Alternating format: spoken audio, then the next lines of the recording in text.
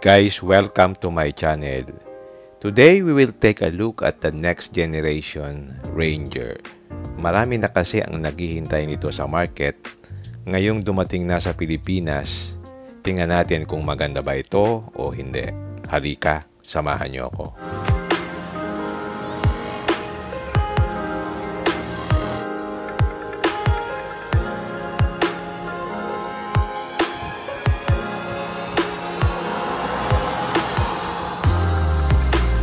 Ang available for my review today is itong Wildtrak 4x2 model. So I'll try to compare this with the other variants so that you will have an idea kung ano yung mga features nila. Okay, let's start dito sa front fascia. Tingnan natin yung headlight.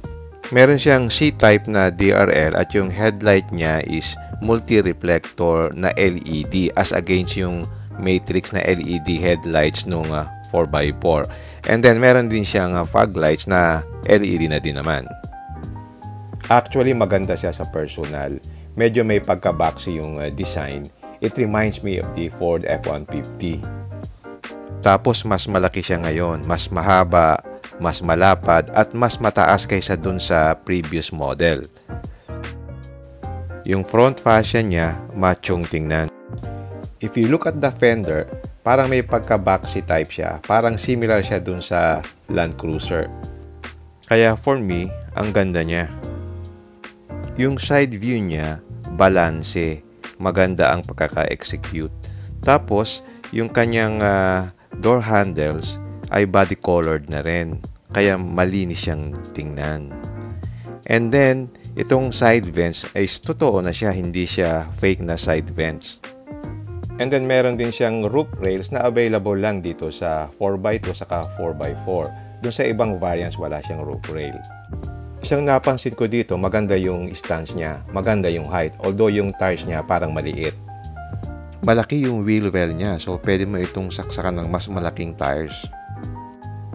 Yung kanyang gray na side mirror naman is power folding, power adjustable, meron ding side turn indicators at meron din siyang paddle lamps. Yung wheels nga pala niya is size 18. Ang size ng gulong is 255/65 R18. And then naka-disc brake siya. And then maganda naman yung design ng kanyang stepboard. It's black and then merong silver accent dun sa sides.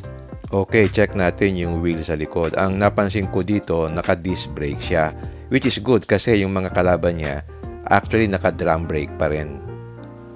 Of course, naka-leaf spring siya, which is normal. Actually, ang naka-coil spring lang naman yung Navara at saka yung Ford Raptor.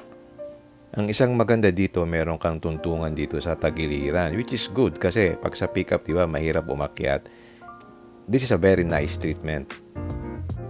And then dito sa likod, merong sports bar na tama lang yung laki. So, proportion siya, which I like. Ang isa nga palang nice feature niya ngayon is pinahaba niya yung wheelbase by 50 mm.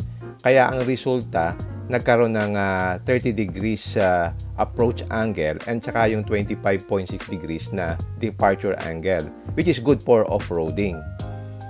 As a result, yung engine mounting niya mas maganda. Medyo naka-atras ng konti. Proportion na ngayon doon, hindi siya naka-overhang. So, merong space na maganda from the engine saka yung radiator. So to me, parang maganda yung weight distribution kasi before the axle siya. Unlike kung mas mahaba yung overhang, parang sumusubsub siya, di ba? Which you will see later pag tiningnan natin yung mounting ng kanyang makina. Balikan natin yung front fascia niya. You may agree or disagree with me. Sa tingin ko, yung front fascia niya, medyo awkward siyang tingnan. Kasi parang hindi nagmamatch yung Ford na logo na oval doon sa kanyang design ko na parang squarish. Mas maganda sana kung ang ginawa nila katulad ng ganito. So kung ginawa nilang ganito na parang F-150 o kaya Ranger Raptor, mas babagay siya doon sa shape ng body. But I get the point na kailangan nilang i-differentiate yung Ranger doon sa Ranger Raptor model. But I think maraming gagawa ng ganyang upgrade kasi marami nang lalabas na aftermarket na front grille. Nevertheless, the design is still good. Parang nagiging timeless siya.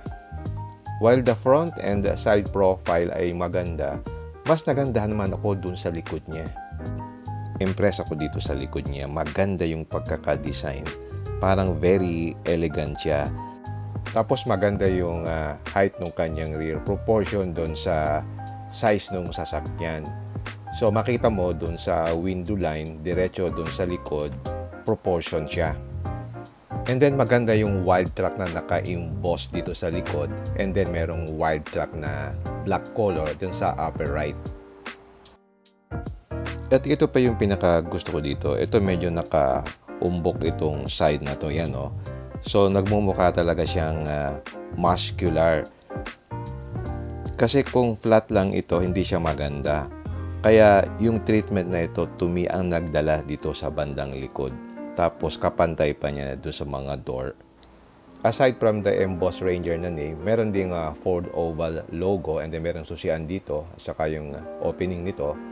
And then of course, yung wild track na black color and then LED yung kanyang taillights. Okay, tingnan naman natin yung bed. So pag binuksan mo ito, meron ditong 12 volt socket and then meron ding 230 volts. So, very useful yan, especially kung mag-camping kayo. So, pwede kang magsaksak ng mga gadget dyan. And then, pag nakababa itong tailgate, naka-flat naman dun sa bed. So, pwede mo siyang gawin na working bench. And then, dito mayroong butas na pwede mong installan ng mga camping gears, which is very useful. May tailgate assist din naman, so hindi siya mabigat na isarado. Actually, yung truck bed niya is the widest and the biggest in its class. So, malapad siya. So, kayang ikarga yung standard na paleta kasi yung nakaumbok doon sa mga wheel arch na yun, pinaliit yan ng Ford. Kaya kasyang-kasya kahit yung forklift. Check naman natin yung interior features. Dito nagkakatalo. Ang ganda ng interior niya.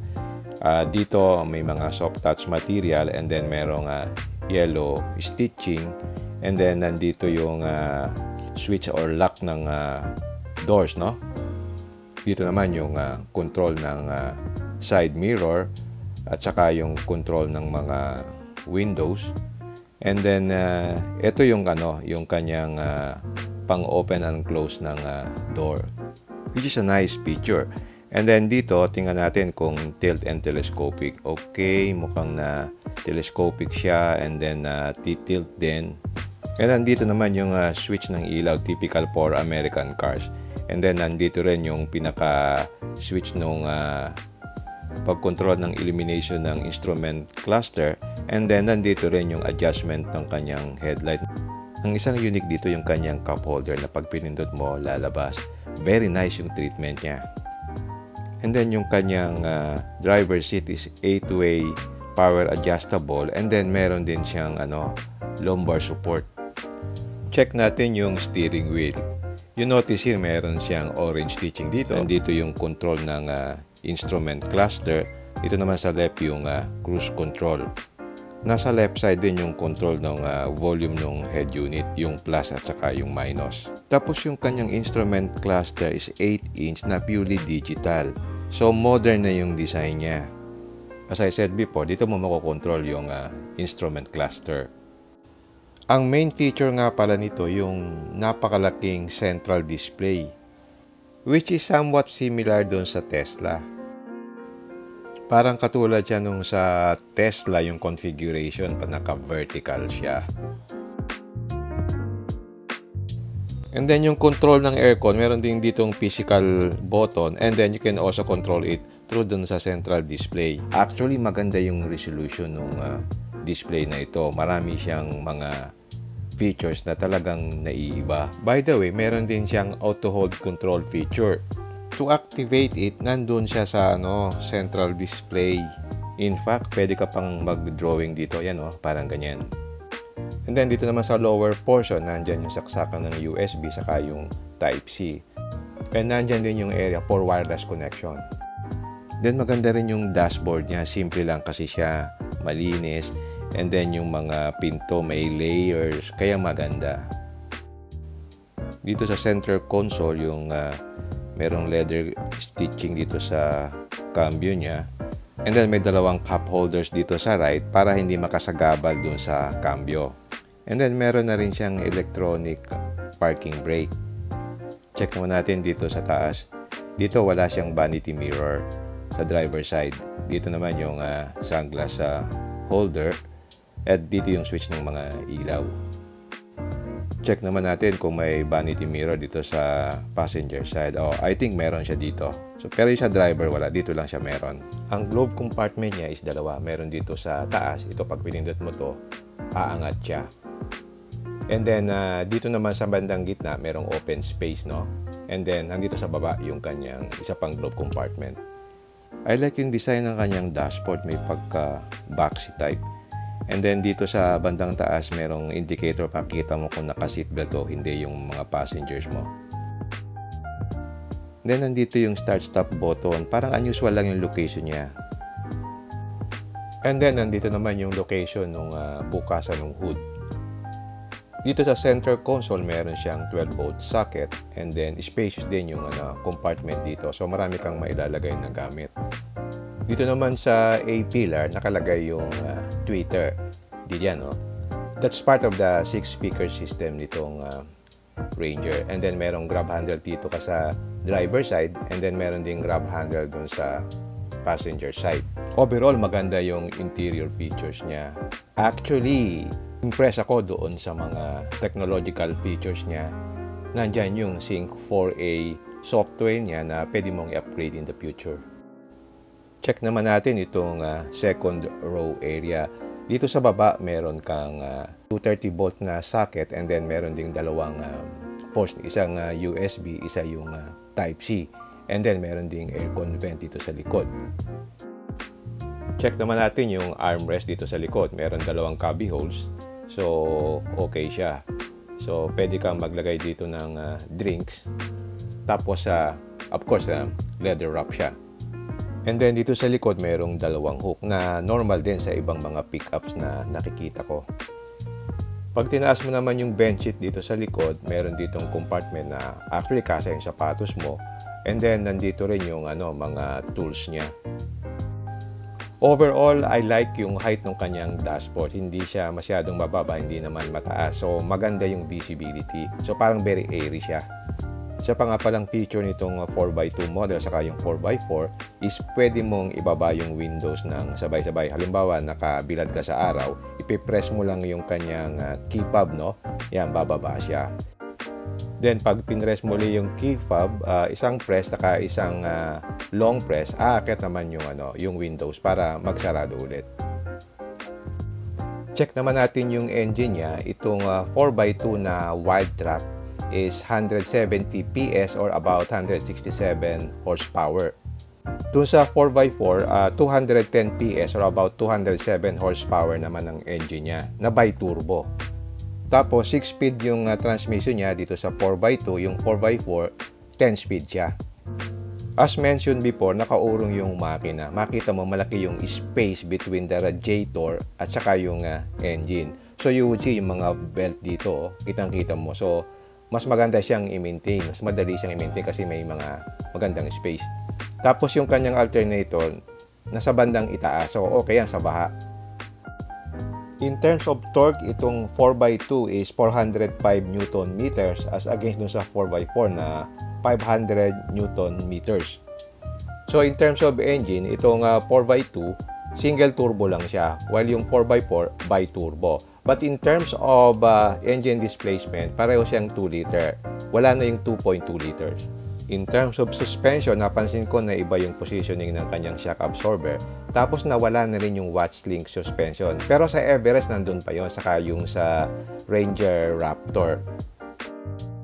To summarize, itong Ford ngayon, I would say na nag-set na naman ng benchmark dito sa pickup market. Kasi before, yung Ranger saka yung Everest din ang nag-set ng higher trend for features and performance. Medyo challenging ito for its competitors. Kung hindi sila mag-i-improve, may iwanan sila dito ng Ranger. So talagang in-elevate niya yung competition dito sa segment na ito. By the way, ito nga palang Ford Ranger is available in 8 variants. Ang maganda dito, meron kayong pinaka-basic, yung XL na 4x4 na almost 1.2 million lang ang presyo. Naka 4x4 ka na. At that price level, meron ka ng digital instrument cluster, power windows ka na din.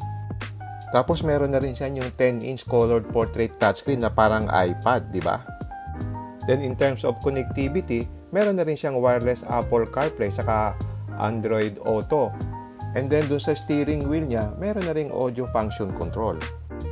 By the way, ang pagkakaiba nga pala ng safety features ng Wildtrak 4x4 dun sa 4x2 is nandoon yung mga active safety features sa 4x4 tulad ng mga to. So wala yan sa 4x2. Doon lang ako medyo na-disappoint kasi dapat siguro dun sa 4x2 nandun rin yung mga features na yon. Pero siguro because of cost considerations, tinanggal nila yon. And before ko nga pala makalimutan, ang maganda dito sa lahat ng variants, meron siyang electric power assisted steering. Kaya ang lambot ng manibela niya. Tapos merong 4 to 6 driving modes pa siya depending on the variants that you get. Meron siyang normal, economy, moderate, saka dun sa slippery terrain. By the way, ito nga pala yung pricing level niya from 1.198 million to 1.875 million. You will also notice na dun sa entry level, pareho lang yung price ng 4x4 na manual transmission doon sa 4x2 transmission. So, attractive yung 4x4. Lagyan mo lang yun ng malaking mugs, okay na yun. And lastly, ito nga pala yung available na colors doon sa different variants. So if you're looking for a lifestyle pickup today, this Ford Ranger is a good option. Why? Because of its upscale features, good interior, space, and tech. It's the pickup to go for these days. It's high-tech with very nice design. Alright, hanggang dito na lang. If you like this video, don't forget to like, share, and subscribe. Until next time, see you again in my next vlog. Bye!